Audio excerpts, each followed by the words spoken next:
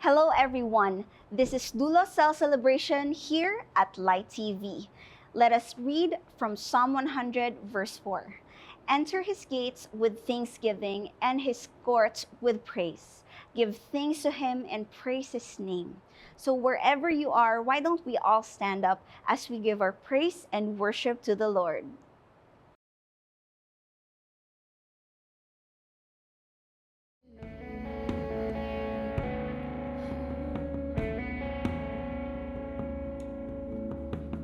Who else the rocks cry out to worship?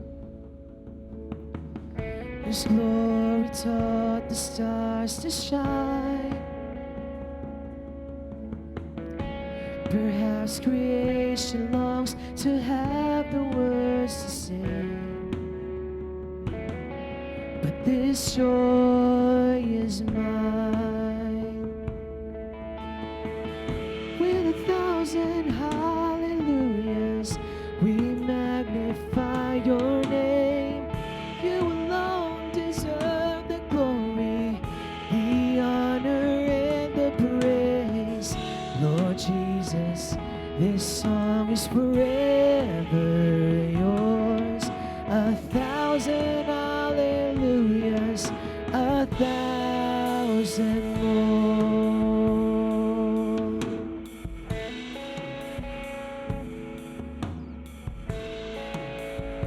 We'll sing it out. Who else would die for our redemption? Whose resurrection means our rise. There isn't time enough to sing of all you've done, but I have eternity to try. With 1,000 hallelujahs, we magnify your name. You alone deserve the glory, the honor, and the praise. Lord Jesus, this song is forever yours. 1,000 hallelujahs, 1,000 more. Come on, we sing it out. With 1,000 hallelujahs, we magnify your name. You alone deserve the glory, the honor, and the praise. Lord Jesus, this song is forever yours. 1,000 hallelujahs and 1,000 more.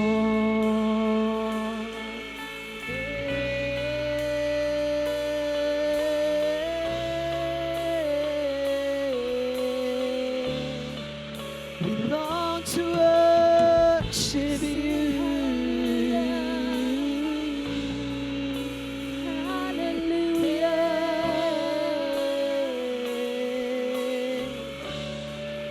Come on, together we sing. Praise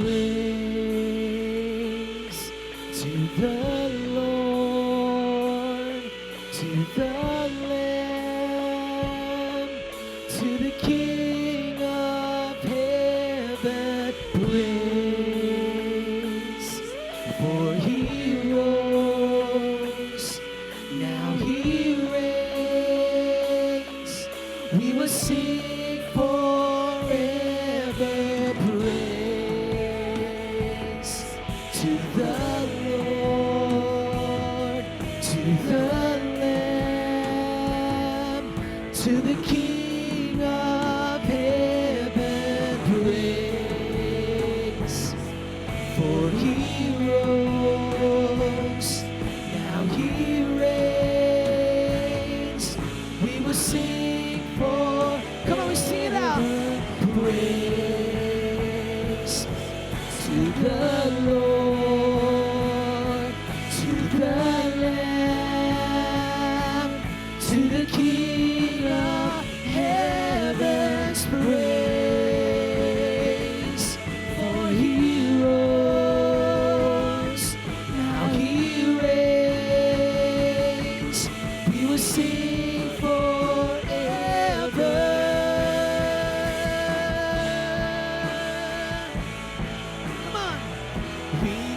magnify your name. You alone deserve the glory, the honor and the praise. Lord Jesus, this song is forever yours. 1,000 hallelujahs, 1,000 more. Come on, we sing it out. With 1,000 hallelujahs, we magnify your name.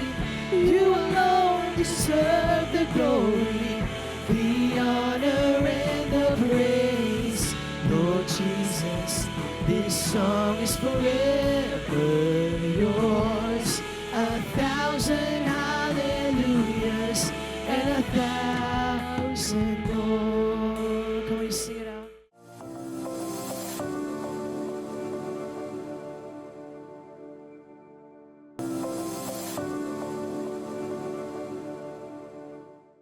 Bawat isa, batiin nyo ng good afternoon yung katabi. Lalo na po yung mga first-timer natin. Good afternoon po. Sa ating topic po ngayon, tinutuloy ko po yung chapter 26 ng Genesis para makita po natin dito yung kahalagahan po ng salitang obedience. Sabihin natin salitang obedience. Alam niyo po ba, your ordinary obedience will constantly unlock extraordinary blessing. Alam niyo po, hindi lahat ng tao nakakaranas ng extraordinary blessing.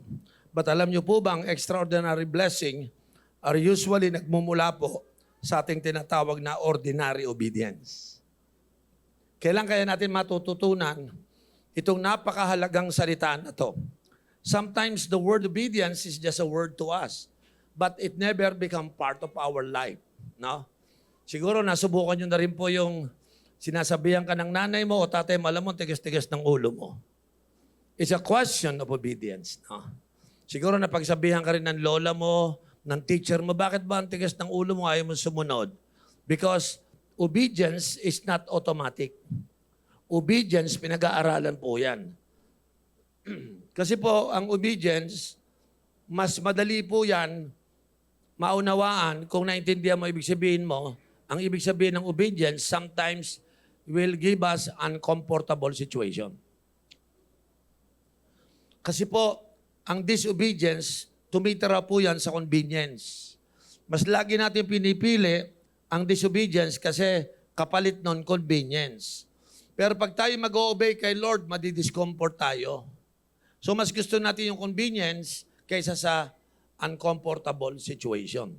Now, merong passage sa scripture ng pangalan niya si Isaac. Matcha-challenge siya dito ng obedience. Kasi po, dito nyo makikita nang dahil sa obedience ng kanyang amang si Abraham at dahil siya rin ay tumulad sa kanyang ama, nag-obey, meron pong nangyayaring maganda. No? I'd like to make a statement. Bakit ang maraming tao ngayon gusto nila palaging may mangyaring maganda pero hindi nila minamaster ang obedience? Diba? Siyempre, ang principle po kasi kung ano itinanim mo, yun ang aanihin mo. What you sow is what you reap. When you begin to plant the sow of disobedience, what do you expect? Do you reap? But when you begin to obey ordinarily, kahit yung maliliit na bagay, then you're gonna be reaping a great harvest according po sa Bible. Ito po yung mga simple terminology sa Bible na hindi minamaster ng mga Christian. Kasi akala nila, when they become Christian, all the blessing will become automatic. Wrong. Wala akong automatic na blessing. Ang blessing po ay lagi nagmumula sa pagsunod sa Diyos. Ang salitang obedience, ang ibig sabihin po niyan, pagsunod sa Diyos. So, ito po, papag-aralan po yan ng isang tao. Walang taong obedient, lahat disobedient. Mag-i-struggle kayo at first, pero pag natutunan ninyo, naunawaan ninyo yung mga reason, mga dahilan, bakit tayo nag-obey, diyan nyo lamang po makikita. So today, we will read the scripture na babasahin po natin ito. Mababasa nyo ito sa Genesis 26, verses 4 to 6. Okay, nabasa na natin yung 1 to 3. Nagkaroon ng famine, ang sabi po ng Bible, Sabi ni Lord sa kanya, huwag kang umalis diyan. Don't go down to Egypt. Stay in Gerar, and I will be with you, and I will bless you. So after niya, pupunta tayo sa verse 4, at babasahin na natin yan.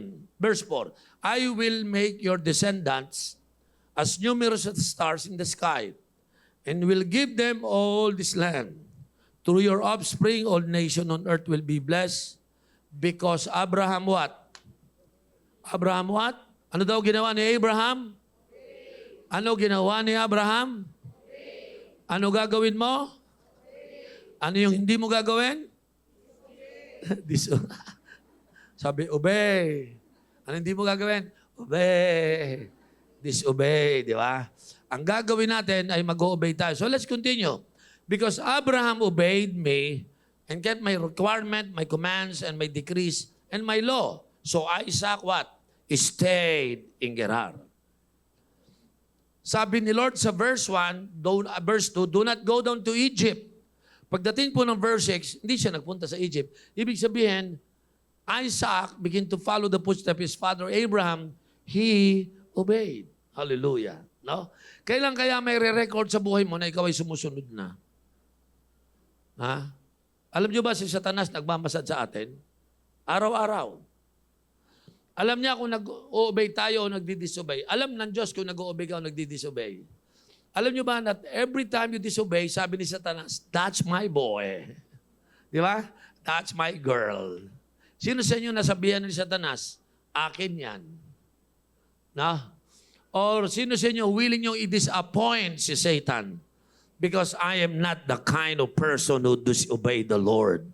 I want to learn obedience. So, sa araw na ito yung topic natin, no? Ordinary obedience that leads to extraordinary blessing. Gusto kong sabihin sa inyo, yung maliit ninyong obedience are usually nagli-lead sa extraordinary blessing. Dito makikita nyo sa istorya, yung pagsunod ni Isaac, tumanggap siya ng napakaraming extraordinary blessing. Alam nyo po, dito po sa istorya natin, sa chapter 26, nag-hit yung famine. Parang sa panahon po natin, lalo ngayon po, crisis ngayon dahil sa Middle East War. Yung gasolina tumaas, yung lahat ng bilihin tumaas, may mga trabahong nasara, yung mga negosyo. Pag nasabing nasarado ang negosyo, maraming nawalan ng trabaho. So walang pera, puro krisis po yan. Ngayon, kung hindi pa kayo nakakaranas ng krisis na sinasabi dito, paparating po yan. Kaya lang, di ko alam kung ano gagawin nyo sa time ng crisis. Pero sa Bible, may mga Bible story na pwede nating pakinggan, panoorin at basahin. Kasi makikita natin paano nila ini-handle ang crisis.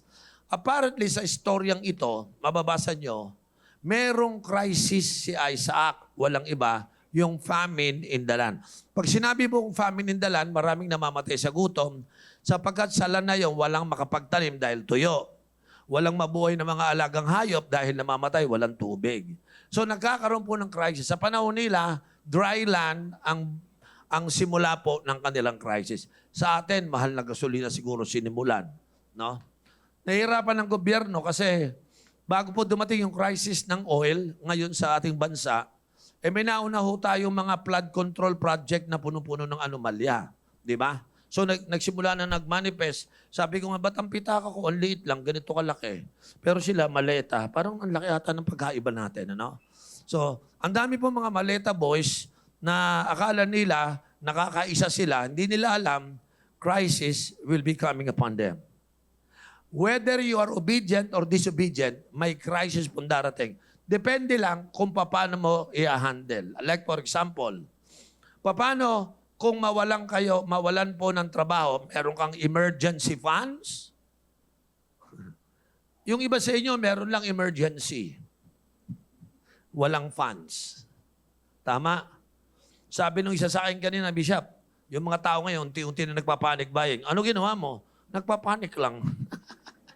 Di ba? Parang may panic buying, ikaw panic lang, sila may buying pa rin. Kasi po hindi lahat may power to buy sa ngayon. At pag wala kayong power to buy kasi wala kayong resources, crisis yan, di ba? Tama po ba? Minumungkahi ko po, kung may pera kayo, mag-ista kayo ng bigas kasi magmamahal pa talaga. No? Kung meron kayong mabibili mga asukal, gatas, o noodles, mag-imbak po kayo ng konti. Wag munang, sabi ko nga, wag muna kayong kumain sa labas, sa loob lang muna tayo. Di ba? Wag muna tayong mamili ng mga ready-made food, magluto tayo. Kasi pahabain nyo yung inyong emergency funds. Kasi po, merong crisis. At pag sinabi ko pong crisis, yung mga may trabaho dito, wala ho kayong assurance na makakapagtrabaho pa kayo sa mga susunod na buwan. Yung mga sumasweldo kayo, wala po kayong assurance na ang sweldo nyo ay mananatili. Alam nyo po ba, sa present situation natin, may mga kumpanya na 3 araw na lang ang trabaho. Sabi ng may-ari ng kumpanya, gagawin na natin 3 or mawawalan kayo ng trabaho. So yung mga trabahador, pumayag na lang na 3 days ang trabaho nila. Sa ibang bansa like Dubai, galing ako sa Dubai, yung mga nagtatrabaho doon, payag na sila. Wag lang mawalan ng trabaho, nakalahati na lang ang sweldo. Crisis. So, nagpunta po ako sa Dubai. Siyempre, mag-hotel ako. Ang hotel ko doon, buy one, take one. Nag-hotel ako, binayaran ko 1 kwarto, may libreng 1 kwarto. Alam niyo kung bakit? Walang turista. Yung mga trabahador sa hotel, pinapauwi na ng mga may-ari. Krisis talaga eh. No? So, kayong mga narito sa Maynila, unti-unti nang gagapang yan. Unti-unti nang pupunta sa tahanan mo. Buti sana kung isa kang milyonaryo. No? Kung paano, kung ano ka lang, sangkahing, isang tuka. Kung paano yan, di ba? Hindi ko lang alam kung may tutukain ka pa rin next week. So dapat, para sa akin, ang mga Pilipino ngayon ay hindi ka lang physically, financially ready. Dapat mentally aware ka, mentally conscious ka, at spiritually prepared. Kasi bakit ko sinabi spiritually prepared? Kasi ang spiritual preparation, yan ang mag-guide sa'yo kung ano gagawin mo in the middle of the road. Mga kapatid, wala tayong exempted. You know why? Pag binasa niyo po sa verse 1, ng chapter 26, basahin natin sandali ano. There was a famine in the land besides the previous famine in Abraham's time. O 2 famine yan. Yung tatay niya na famine, siya na famine. Ibig sabihin, kanya-kanyang panahon, kanya-kanya tayong famine. Say amen. Kanya-kanyang panahon, kanya-kanya tayo. Sa ngayon po, tayo pong mga Pilipino, dadaan talaga tayo. So, dito po, magde-demand, ano kaya gagawin natin sa panahon ng famine na ito? In fact, sabi po ng Bible, Isaac literally faces famine. At the same place, Abraham once fled to Egypt. Siyempre, pag may famine, may crisis tayo, sa human logic, we have to live and find relief somewhere. So si Isaac, gusto niyang pumunta sa Egypt kasi human logic yun eh. Di ba? Pag pragmatic ka pa, lalo na, di ba? Talagang gusto mo, balanse ka. So ang gagawin mo, you will leave the land and you will find relief in Egypt. Pero sabi ng Panginoon sa kanya, stay in Gerar. I have a promise for you sa Gerar. Huwag ka nang pumunta, dito ka lang sa lugar na ito. Kasi yung pangako ko, nandyan yung address. Nandyan yung address. Ngayon, kung pag-aalis ka, baka dumating yung blessing, wala ka doon, wala makukuha. Kasi hindi ko ipapadala yung blessing doon sa Egypt, dito lang sa Gerar. So, ang challenge sa kanya, aalis ba ako, yung immediate needs ko na doon sa Egypt, kung mag-i-stay naman ako dito, wala naman akong makitang obvious, tapos sabi ni Lord sa akin, stay in Gerar, at meron akong pangakong, I will be with you, and I will bless you. I think yung obedience po natin doon sa famine season ng bawat buhay natin is very crucial. No? Famine season. It's a crucial moment of your life na dapat po pinag-ahandaan natin. It's time to position yourself when there is a crisis. Ito yung natutunan ko eh. Imagine mo, may crisis, wala ka pa sa tamang position, wala ka pa sa tamang lugar. Kawawa ka. But I believe the greatest powerful position in the middle of crisis, pumosisyon ka ng obedience. That is the most powerful position that you could ever have in your life. I will position myself to obey only God. I don't care kung ano mangyayari sa akin, but I will obey. Like what Isaac did. Akala niya mag-stay ka dito, ang ibig sabihin lang ni Lord, pumundyang ka sa Gerar, kasi yan ang tamang position mo para maibuhos ko yung blessing mo. Do you believe that obedience create a container for God's blessing to flow in your life? Do you believe that? I will repeat that. Obedience create a container in your life so that that container can receive the outpouring of God's blessing in your life. So the moment you don't obey the Lord, there is no possibility that you can carry the blessing of the Lord in the wrong place. You must be in the right place. You must understand the land that you stand on that place. Nandyan po talaga yung will ng ating Panginoon. So the big idea that God wants us to learn is that your obedience in the time or famine seasons, iyan po yung pinuposisyon mo ang sarili mo for a blessing that will outlast our circumstances. Matatalo yung matatalo kasi dito talaga yung tinatawag po nating famine in the land. Now, let's go. Kung kayo'y maghahangat ng blessing, ano i-aangkor mo? I find out that in verse 4, balikan natin to, in verse 4, I will make your descendants as numerous as the stars. Dito, pinipilit ni Lord, tinuturuan kasi, parang ganito, si Lord, naturuan ko na si Abraham, sumunod sa akin yung tatay mo, hanggang sa namatay Next, ikaw na next, Isaac, kasi ikaw yung anak Kasi po, ang blessing ni Lord, generational. Say that word, generational. Alam niyo, mapalad kayo, napapakinggan niyo to. Kasi I learned as a pastor, na pag ako sumunod sa Diyos, generational yung covenant blessing sa akin ni Lord Madadama yung anak ko, si Odi, si Grace, si Tracy, at saka si Naomi. But hindi lang yun, madadala si Ella, madadamay pa yung isang kong apo na si Ezekiel. May paparating pa ako mga apo, lahat sila madadanay. At yung mga anak ng apo ko, my grandchildren, will suffer because of my disobedience. But if I obey, nabasa yung Bible, I will make your descendants as numerous as the stars. Itong taong ito, si Abraham, wala siyang anak kahit isa. Pero pinangakuhan siya, dadami kayo kasi magiging pagpapala kayo. Okay? Meaning to say, the blessing that I'm talking about is a generational blessing. Not just for Isaac comfort, not just for Abraham's blessing. No, it is generational. Kaya wag ko tayong short-sighted. Ang obedience po, nadadama yung anak mo. Nadadama yung apo mo. Pag matigas ang ulo mo, sabit sila lahat. Pero pag masunuring ka, sabit din sila sa lahat ng blessing mo. Say amen. So I begin to look at my children, how much the Lord blessed them, because deep within inside of me, I know I obeyed the Lord. Hindi ako nagsisi na sumunod ako. Ang pinakang mabigat na pagsunod, yung ako'y magtatrabaho bilang isang arkitekto, kasi tapos ako ng architecture And then God said, no, don't go there. I want you to pastor a church. Because I will be using you to preach to young people. These young people will become the future leaders of this nation. I want you to evangelize them, share the gospel, and help them to change their life and transform so that I could use them. 37 ko pang sinusunod yan. 37 years na po ako nagpapastor. Are you listening? At first, hindi po madali. No? Hindi po comfortable ang pagsunod sa Diyos. Pero, ang future ng aking anak, ng aking apo, iniisip ko.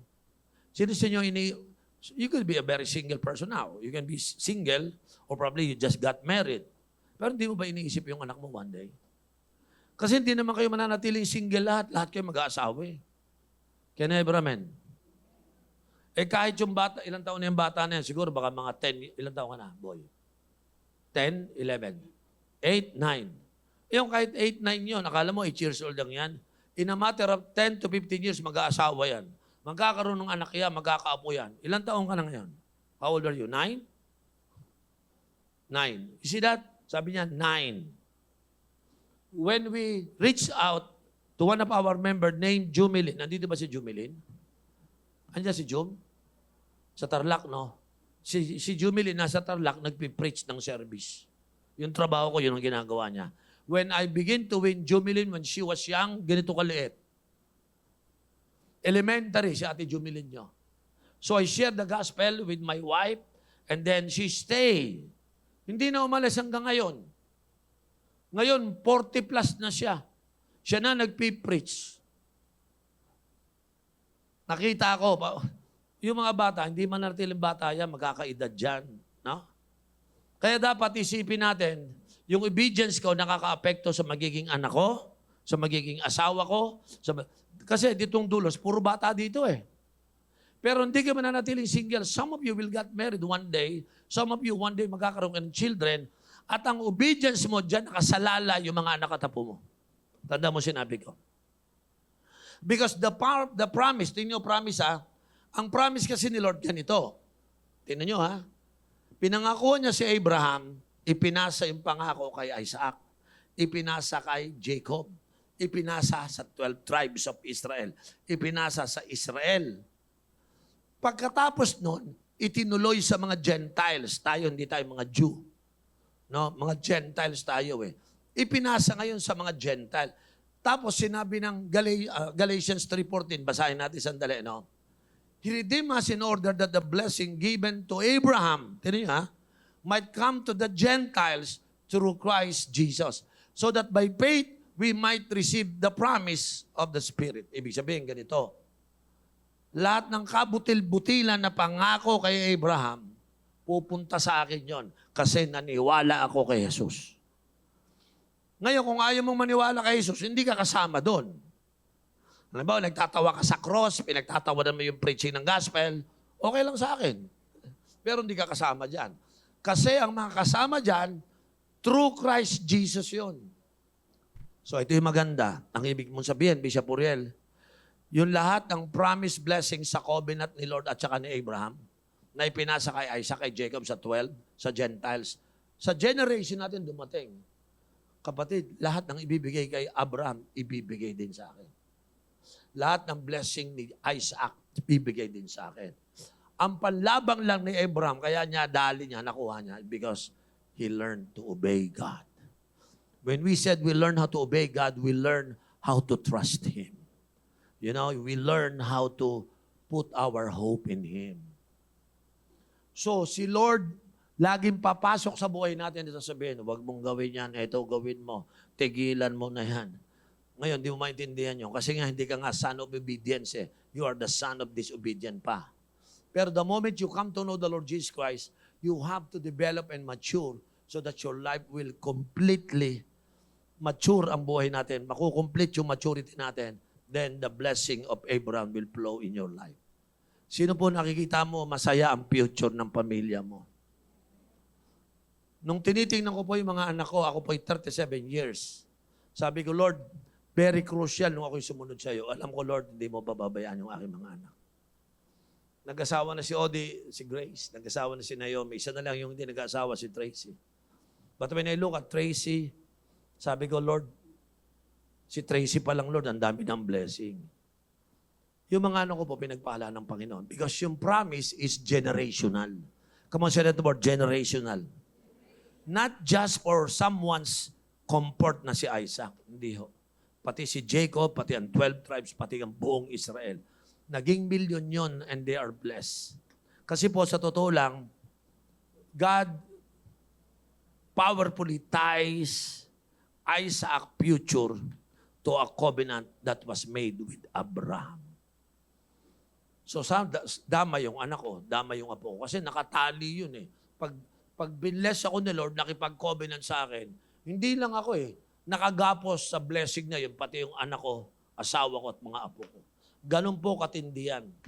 Kaya you may not see the full harvest of your blessing, but your faithfulness in obedience. Yan ang pag-aaralan mo. Faithfulness of your obedience. Nako, makakapunta ka sa long game. Maging faithful tayo sa pagsunod. May natututunan po tayo?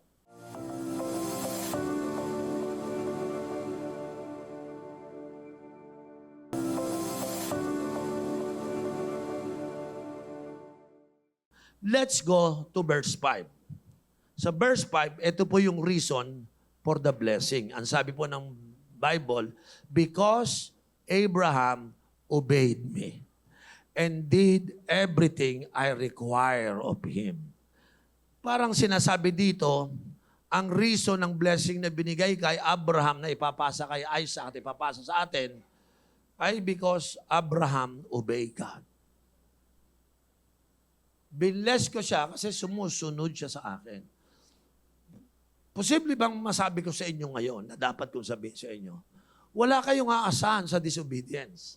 But you can hope, you can believe, and you can receive all the blessing once you learn how to be faithful in obeying the Lord. Yan po ang pinakamahalaga. Tama po ba? Because Abraham's obedience create a spiritual container for that blessing. Parang ganito. Pag ako sumunod kay Lord, madala na akong tabo. Ba't may dala kang tabo? Lalagyan. Di ba? Ano yan? Lalagyan ng blessing. Ibig sabihin, habang tuloy-tuloy ang pagsunod mo, uy, may dala na akong balde, dati tabo lang. Bakit naging balde yan? Kasi lumalaki. Ang container ng blessing mo, lalaki ng lalaki because you had been faithful in obeying the Lord. Ano dala mo yan? hindi na balde yan, pare. Drum na yan. Dami kasing ilalagay sa akin eh. Di ba? Sino sa inyo may drum na ngayon? Yung iba sa inyo, kutsarita pa rin hanggang ngayon. Tigas kasi ng ulo mo eh. Kaya yung blessing mo, karampot-karampot lang. Di ba? Sino rito yung gusto mo lumaki ang blessing mo? Taas yung kamay. Alam nyo, yung faithfulness nyo, lalaki ng lalaki yung container. Kaya nga sabi ko, ang obedience natin nag-create ng spiritual container for the blessing. Yan ang isipin mo. No container, saan ilalagay? Tama. Hawakan mo yung katabi mo, sabi mo, laki ng container na to. Sino po niniwala malaking container yan, ha? Daming blessing. Ngayon, yung matatigas ang ulo, pukpukin mo ng kutsarita sa noo. Di ba? Why? Wala kayong aasahan. Obedient isn't about earning. Tandaan nyo yan. Obedient is about positioning yourself so that God can do something great in your life. Kaya ako nag-obey, hindi para may makuha. Nag-obey ako para maiposisyon ko ang sarili ko. Yung container, kasi dyan ibibigay ng Panginoon. Yan po ang ibig sabihin ng obedience. Tandaan nyo po that your past faithfulness sets the stage for the present favor of God in our life. Pag tayo'y sumusunod sa Panginoon, faithfully, nag-obey tayo faithfully, sineset na yung stage para sa greatest favor of God in your life.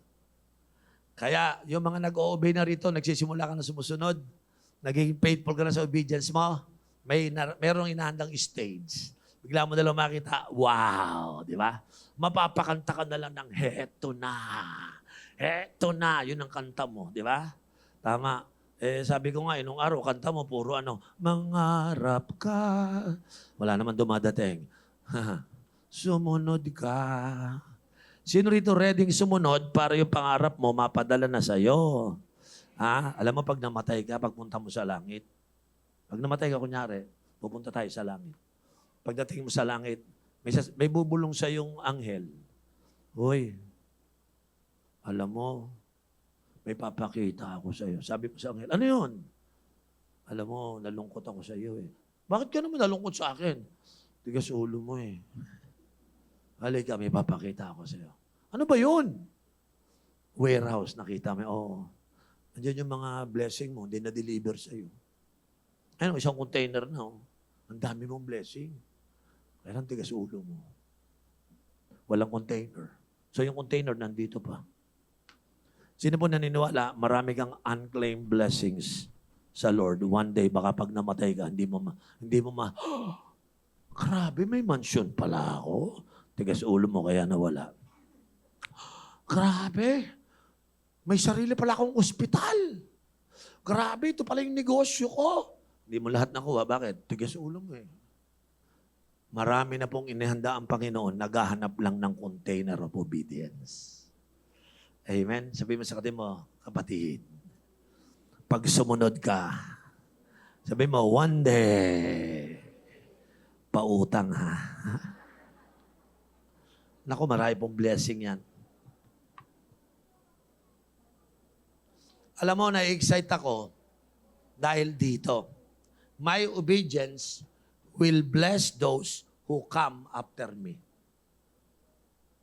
Ulitin ko mga kapatid, ang aking pagsunod ay pagpapalain yung mga susunod kong lahi. So iniingatan ko buhay ko na dapat maging obedient ako. Kasi alam ko pag sumunod ako sa Lord, madadama yung anak ko, yung asawa ko, madadama yung apo ko at aking kaapu-apuhan. Di ba? Tama po ba? So ito po yung kailangan nating maunawaan.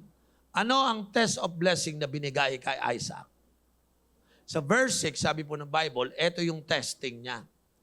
Isaac stayed in Gerar. Yan po yung test of blessing.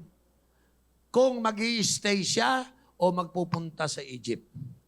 That one word, stayed, is very powerful. Isaac chose to stay rather than to leave. Bakit mas mahirap ang staying kaysa going to Egypt? Alam niyo kung bakit? Because when you stay, it will require you trust, patience. Are you listening? Mas mahirap mag-stay. Pero si Isaac, pinili niya mag-stay. Sabi ni Lord, do not go down to Egypt. Decision niyo na pumunta kasi common sense, gutom eh. Pero he chose to stay. Kaya lang, when you choose to stay, mag-o-obey ka, magtatrust ka. You will put your hope in God. Tama po ba mga kapatid? Ha? Magiging patient ka, dito lang ako. At ito po yung ginawa ni Isaac na siya po ay pinagpala. Tandaan nyo to. Pag sinabi ni Lord stay, titingnan mo yung pinag-stay ako dito, Lord. But the place was not perfect. Walang pagkain dito, Lord. Ano ka ba? Gusto mo Lord tulungan na kita para masolve natin to? Di ba parang minsan gusto mo ng tulungan? Nasubukan niyo naman gusto ng tulungan si Lord? Panginoon, wala pa rin akong boyfriend. Gusto mo ako na umana para sa'yo? Di ba gusto mo ng tulungan? Tama po ba kapatid? Gerar was not a perfect place. Kaya lang, it was the place where God's presence was promised. So saan ka? Doon nawala si Lord na maraming tinapay. O dito, na walang tinapay pero dito si Lord. Mamimili ka ngayon. But Isaac made the right decision.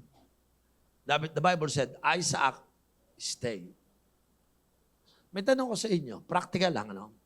Where is your Gerar right now? Nasaan? Minsan nandun tayo sa mahirap na trabaho, Gerar yun eh. Minsan may strained relationship, Gerar yun eh. Kasi po doon sa time na yon, nandun yung mga seasons of waiting natin, mga kapatid. Parang ang sarap pumunta. Alam mo, pag asar ka sa asawa mo, parang gusto kong pumunta ng Egypt. Di ba? Pag wala kang pera, parang gusto kong pumunta ng Egypt. Di ba?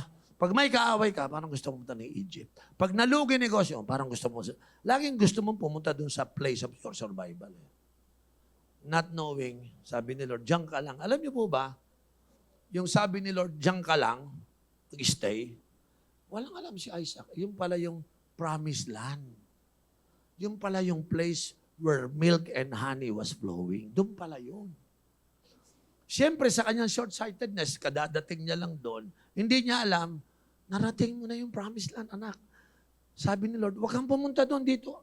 Hindi mo maintindihan. Lord, ba't di kita maintindihan? Ba't doon, dito, wala eh. Hindi. Nung ko pa inhanda para may laman yan sa loob.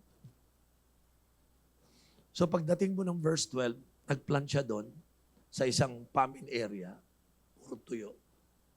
Alam mo sabi ng Bible, Isaac planted crops in that land and the same year, reap 100-fold.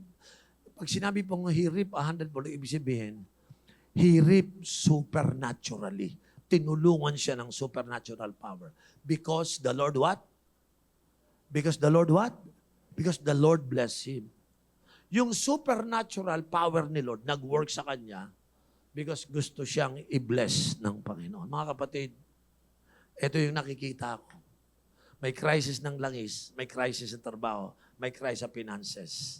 But if you stay obeying the Lord, wherever you live, but stay ka lang, sumunod ka lang kay Lord, I promise you, He gave you the promise, not me, it's God. Sabi niya, I will be with you.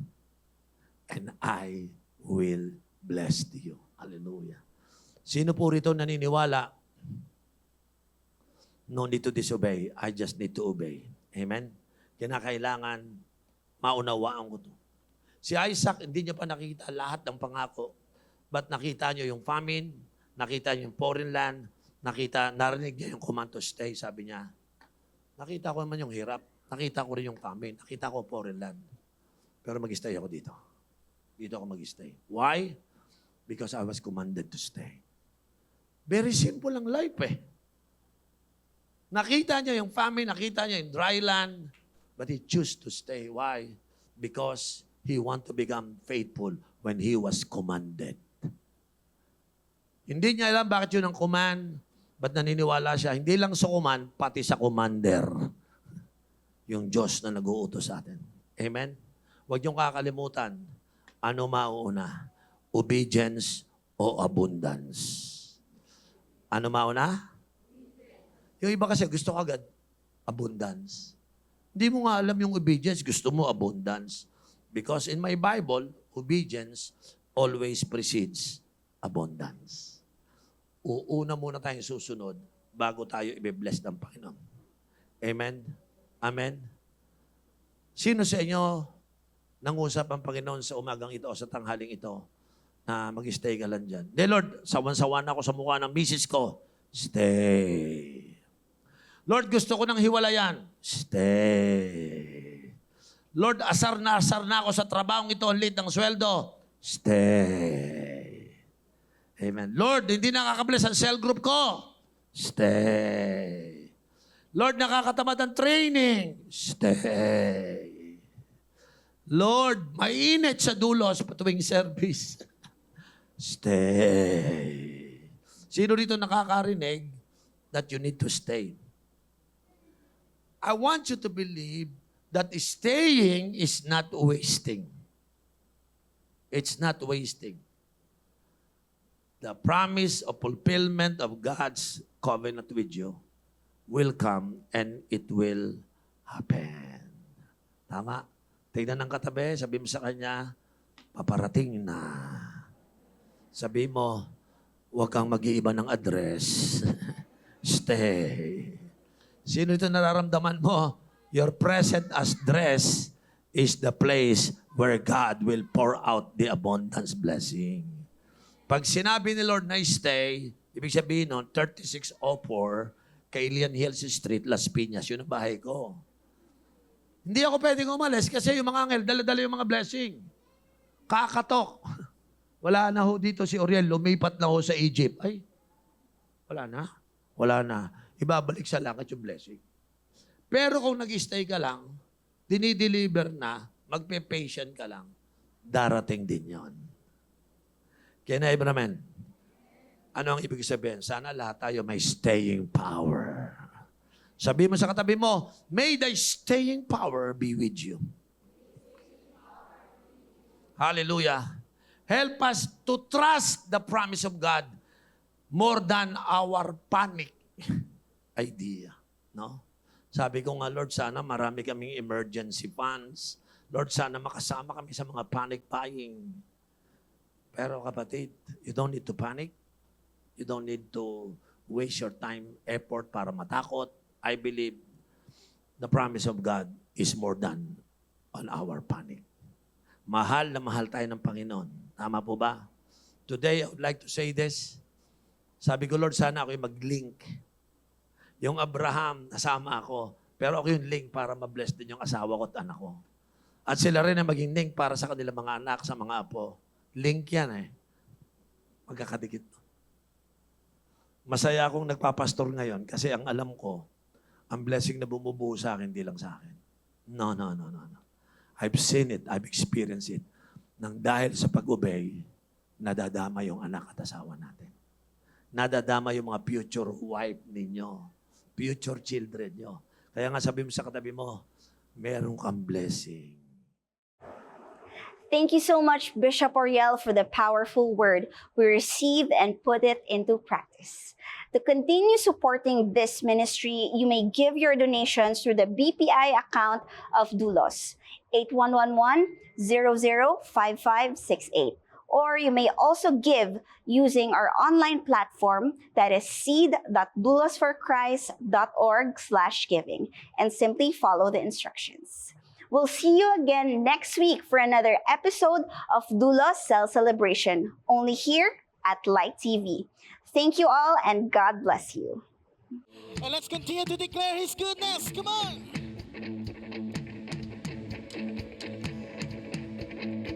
And we sing it. Let everything that has breath, you praise the Lord. Praise the Lord. Let everything that has breath, praise the Lord. Praise the Lord. Praise the Lord. I praise in the valley. I praise on a mountain. I praise when I'm sure. I praise when I'm doubting. I praise when outnumbered. I praise when surrounded. 'Cause praise is water my enemies drowning. Come on. As long as I'm breathing, I got a reason to praise the Lord, oh my soul. Praise the Lord, oh my soul. I praise when I feel it. I praise when I don't. I praise 'cause I know you're still in control. Praise is a weapon. It's more than it sounds. Praise is a shout that brings Jericho down. Oh, as long as I'm breathing, I got a reason to praise the Lord, oh my soul. Praise the Lord, oh my soul. 'Cause I won't be quiet, my God is alive. How could I keep it inside? Praise the Lord, oh my soul. Come on, let's clap our hands. Oh.